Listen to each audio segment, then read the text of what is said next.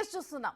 వివాదాస్పద trainee IAS అధికారిని పూజా కేట్గర్ తల్లి మనోరమ కేట్గర్ ను పుణె పోలీసులు రాయ్గఢ్ జిల్లాలో అరెస్ట్ చేశారు.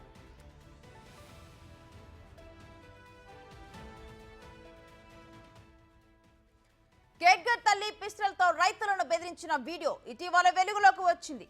అయితే 2023 నాటి ఆ వీడియోలో ఆమె పిస్టల్ తో రైతులను బెదిరిస్తున్నట్లు కనిపించింది. అందుకు సంబంధించిన వీడియో సోషల్ మీడియాలో వైరల్ గా మారింది.